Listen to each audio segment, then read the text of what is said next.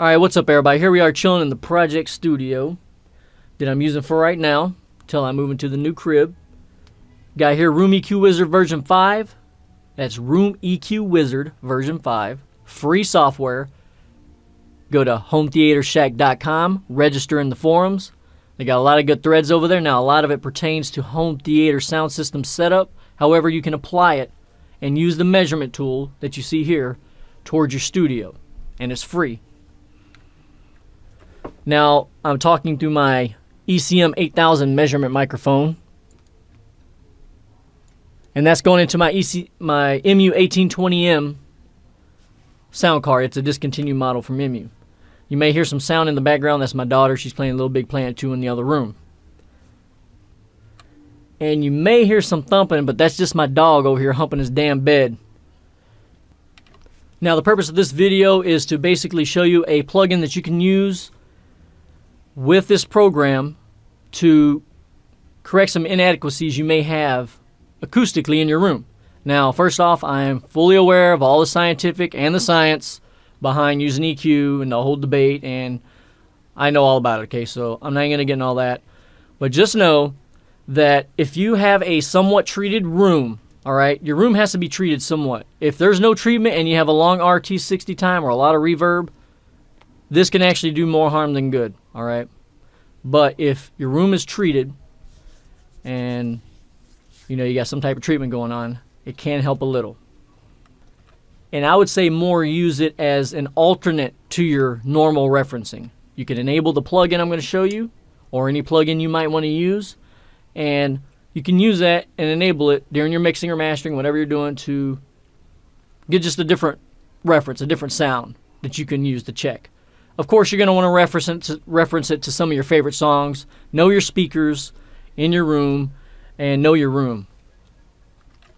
But the biggest thing is you will be able to see the inadequacies anyway when you're doing your measurements so that you can correct them. Now, besides all that bullshit, alright, I'm not going to get into how you set up Room EQ Wizard to do measurements. That's all in the manual, and it may seem daunting at first, but it's not that hard. One of the main things you're going to have to do is you're going to have to measure your sound card's frequency response, as you can see from this little dotted graph that's right here, and that's required.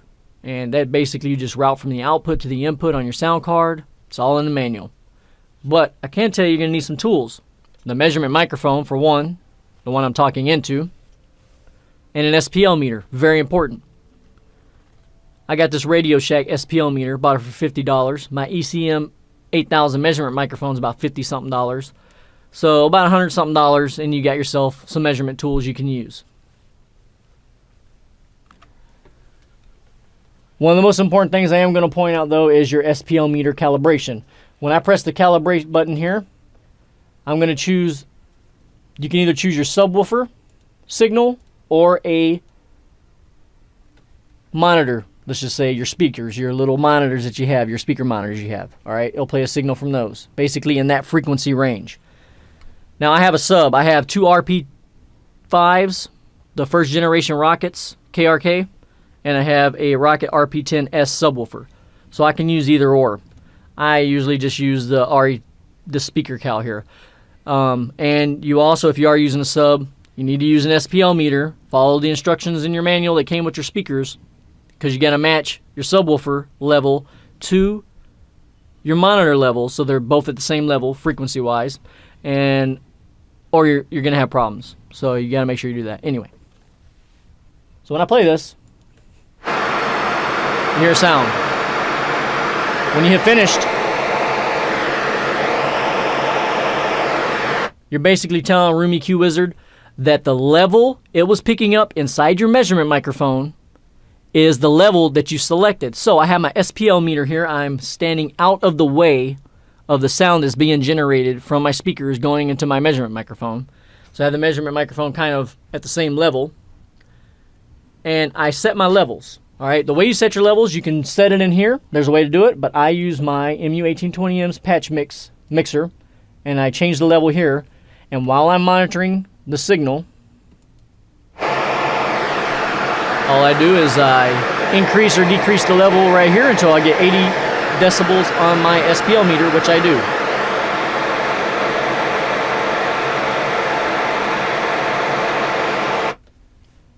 Now, if you're anywhere in the field of sound when this is happening, remember your measurement microphone's picking up the sound, and it's going to use whenever you click the finish button, the amount of sound that it's picking up is going to be the reference for all your measurements. And if you screw it up, it's all going to be jacked up. So a quick recap, stay out of the sound field, use your SPL meter, set your level. Once you get it set, hit the finish button.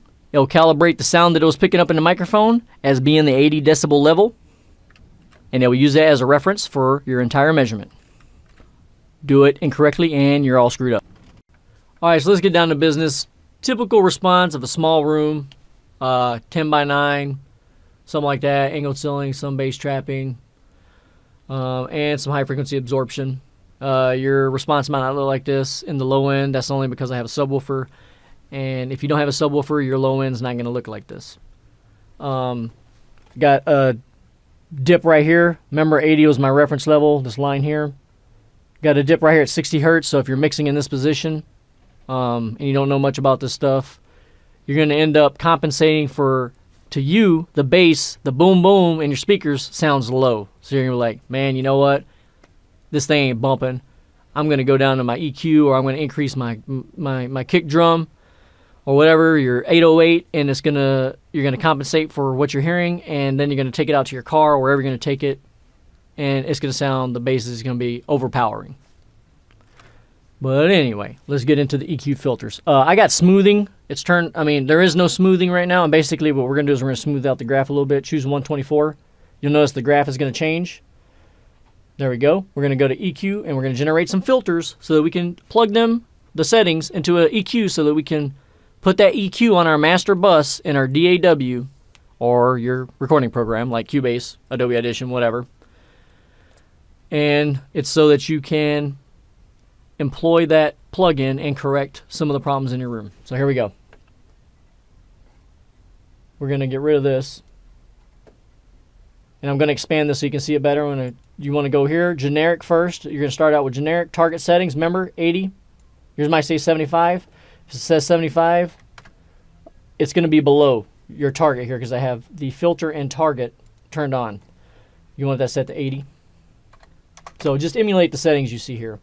Only settings that are going to be your personal preference are right here. Check the manual. It goes over what they are. But I chose an individual boost of each filter. The maximum is going to be 12 dB, and the maximum overall boost, because as you're doing your boosts and your cuts, as it's doing the boosts and cuts, it's either increasing or decreasing the actual level. So I'm using a maximum boost of 9 dB of overall. And yours is going to be on 3, but I'm choosing 1, and that's basically how flat do you want it to get compared to this target. This is your target is what you're aiming for. Let's say, you're aiming for this flat. You want a flatter frequency response. I'm going up to 10,000 kilohertz. That's as high as you can go in this program. A lot of the stuff that you're going to be worried about is on the low end, but I have a lot of high frequency absorption, and I actually mess with the high end to taste. You'll see that shortly. So got that set up. I know I'm not really messing with this stuff down here. You're going to click match response to target. What that's going to do is it's going to start doing its mojo, and it's going to create some filters that are going to be the inverse. If you don't know what inverse is, Google it. I'm going to pause this while it's doing this, okay? But as you can see, it's kind of starting to do some stuff like saying, there's a peak here. I'm going to create a dip to offset that. All right, so once it's done, I'm going to turn off some of this stuff here, and I'm also going to fly this out so you can see better what's going on.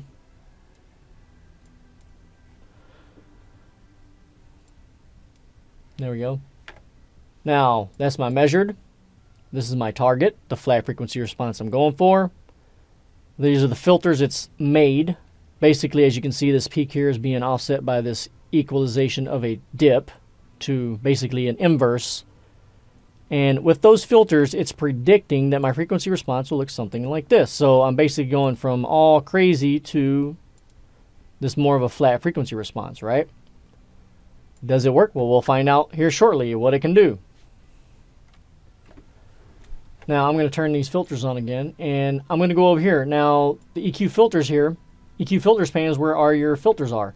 You're going to go sort ascending by frequency and click this button. It's going to line up everything by frequency. However, this Q factor rule here, it's not going to work for our plugin, so we need to change that. We're going to choose the FBQ 2496 here in the background. I'll close that so you can see. Boom. It does kind of change the filter response here. See it in the high end? Watch the high end there. Kind of changed it, right? No big deal. Now the EQ filter, the bandwidth per octave rule is what we're going to be using. I can export this whole thing as a text file. All right. You can also save this. You can save all these filters by clicking the save button, and you can save the filter set so it remembers this. So I'm going to close this. I'm going to show you how to export it as a text file. And just a quick gander at that again, a quick look. 40 hertz. One of your EQ filters is going to be 40 hertz, negative 6.5 gain at 0.333 bandwidth per octave Q. All right, there we go. So let's export that as a text file. In order to do that, you got to close this window here. Well, actually, just bring that one up. File, export, filter settings as text. You can enter a note, maybe a description, and I'm going to choose whatever today's date is, which is March 1st. And I'm just going to choose March. We got caps on. 1. When I click save, it's going to save as a text file all the filters I need. All right, we're going to go look at that right now. Before we do that, you're going to want something for the test. Now, if you want to do this test, I'm going to show you here shortly. You're going to go to the generator. I'm not going to tell you what pink PN is. Look it in the manual. You want to make sure that your length, whatever length you choose here, is what you're going to be using in your real-time analyzer we're going to be using. All right.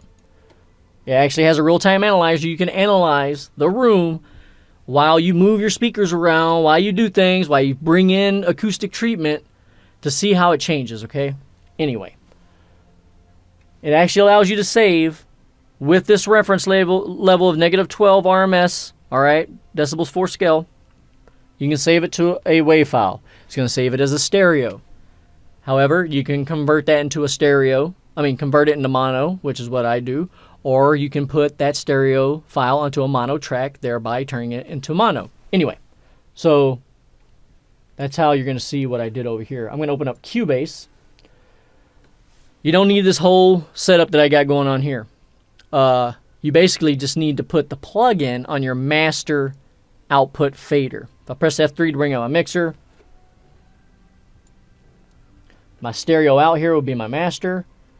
In Cubase, I would put it in the i7 or i8, which is post fader. All right. You don't know what that is? Google it.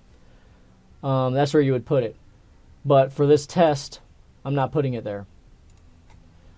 What I got going on here is basically I got some stuff routed. I was doing some room measurements and stuff like that. But here is the file. I converted it to mono and brought it in here. And I got this track routed to here to this group. Basically, the output of this track is going out into my group here. And on it, I got the plug-in. Wow, there it is. All right, it's not a real expensive plug-in. It's an awesome plug-in. You can also use linear phase plugins if you choose. Whatever one you choose is up to you. Just know that linear phase in the low end, I'm not going to get into why. You're not going to be able to get peaks and valleys like this, with the EQ filters in the low end. So yeah, anyway. Use this one. Now, we need to input the settings into this plugin, right? So let's do that. All right, so you may hear the tone of my voice change because I'm moving a little bit away from the microphone. I'm going to remove all the filters.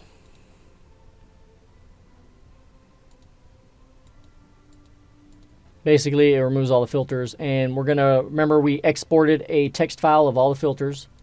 Here that is. This is where all the notes would be. Basically, this is what you're interested in right down here.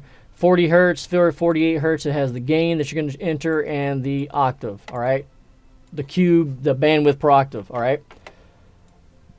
I'm gonna fly this off to the side. You're not gonna be able to see it, but I'll kind of move this over so you can see it, and I'll kind of move Cubase off the side a little bit. And I'll move this right here. So let's start with the low frequency peaking filter, 40 hertz, needs to be 40.4. So you type in 40.4. Booyah. Negative 6.5 gain, double click that. Negative 6.5, enter. Then your 0.333, you can just enter. You don't have to enter the 0, just enter 0.333, enter. Move to your next one. Don't skip any or you'll screw up. Just click anywhere and you can create another filter. As you see, a lot of filters here you can choose. And the next one is 48.5. You'll notice it's going to move over to the side a little bit after I do this. The gain is going to be negative 3. And my Q or my bandwidth is 0.5. Keep doing that all the way across, and I'll do one more, and then I'll pause this and come back with all the filters created, because if you can't figure it out by me showing you, they're all peaking filters, by the way. One more, 58.3, 58.3, enter, and then we're going to go with a gain of, remember, my maximum allowable gain per filter was 12 dB, so we got 12 dB gain right there, and my bandwidth is going to be 0.333 once again. Now, if I click there, you can see what's going on. So let me bring up this here, bring up this, do this, slide this over. Got a lot of windows I got to move around with here. As you can see, it's not the same scale, so it's kind of zoomed in on this one, not on this one, but you're basically creating, here's my dip, and there's my peak. It will look exactly like this one. It's as if they were made for each other, all right? It's going to look just like this one, all right, all the way across the board. So I'm going to go ahead and create the rest of the filters, and we're going to come back, and we're going to see what it looks like. All right, so when you're done, you can kind of look at this one and look at this one and make sure you're all matched up. And we are. Same as you see here as what you see here. So that's the one I'm going to use. Now what I'm going to do is I'm going to save this as a preset. I'm going to save it as a preset so that I can, actually I'm going to do that from within the plugin here by going to save current preset as the initial setting, so that every time it opens it basically comes to this setting. And then we're going to come back and do some tests. But you would basically put this plugin with these settings on your master fader.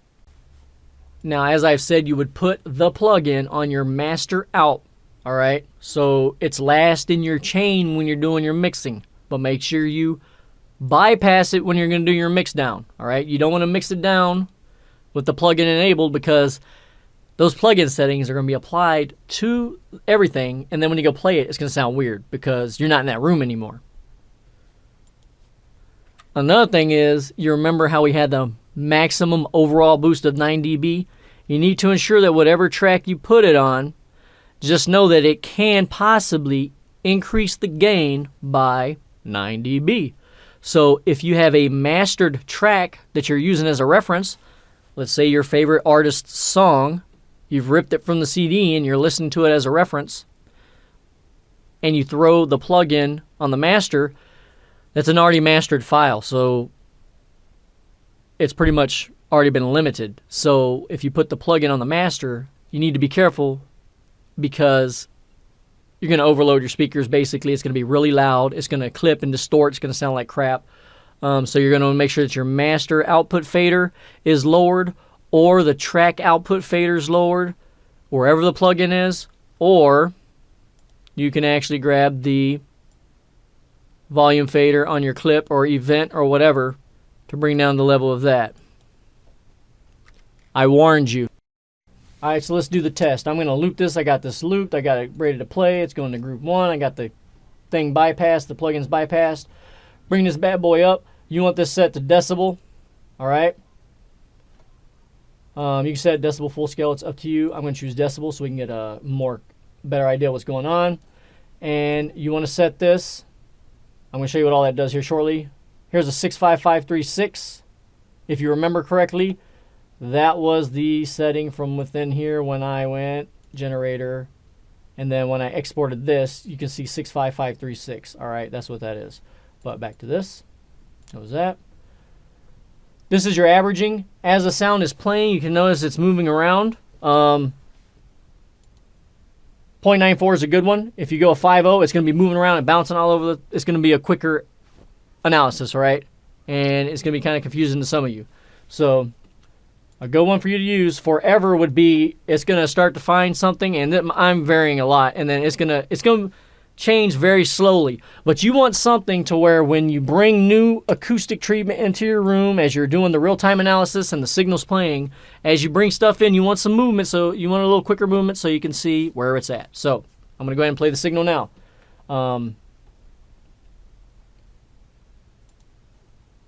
Bring up Cubase, I'm going to play it.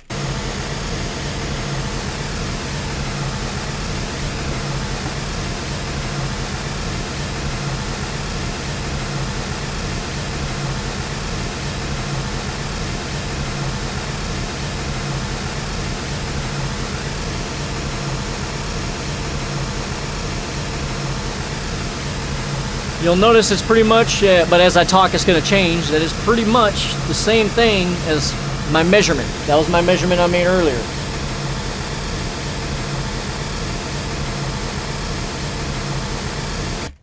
So that's the measurement I made earlier. If you notice this, it's going to be pretty much the same as my measurement, and it's in real time.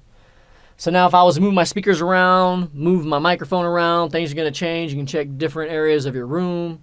For the acoustics. So let's do the plugin. Let's see what the plugin does to the analysis. Here we go. Play Cubase.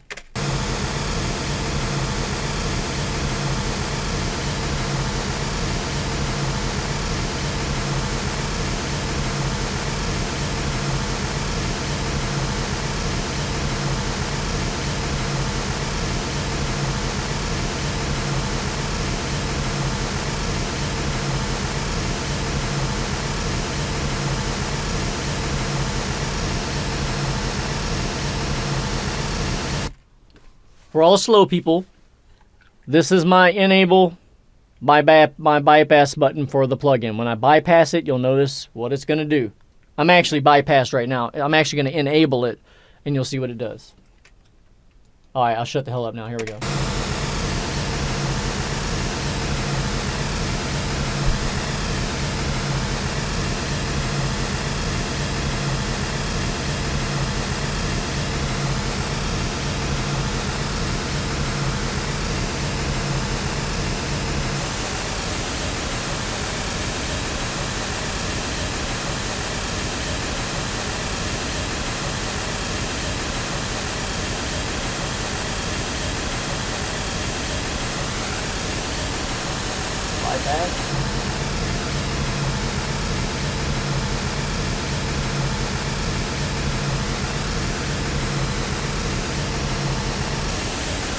Enable.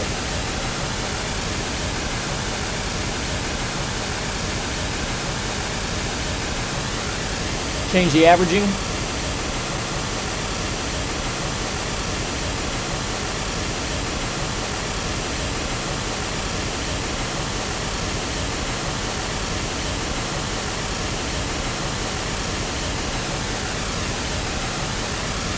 I gotta reset that because I'm actually kind of in the way of the speaker, so I'm going to move out of the way and redo this so that you guys can get a better picture. As you can see, it's straightening it out. You can see when I enable the plugin, it straightens out all the peaks and the dips. So let's do it again. We're going to reset the averaging. I'm going to put it back to 94, reset the averaging, and I'm going to move out of the way, and I'm going to enable the plugin to allow you to see how much it straightens it out.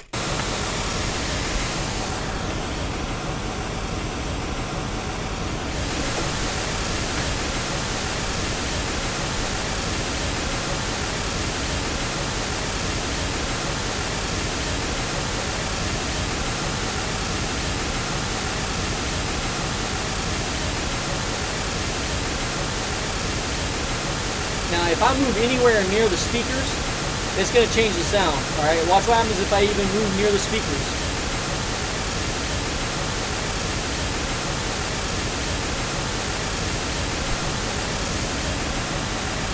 I'm going to put my hand over the tweeter. Notice the top end's falling. Top end's pretty much gone now because I just now put my hand over the tweeters. If I remove my hand from the tweeters, it comes back up.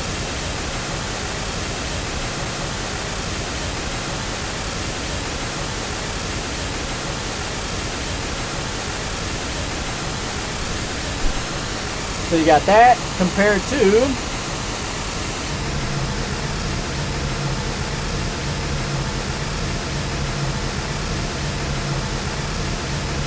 that. Let's speed up the averaging a little bit.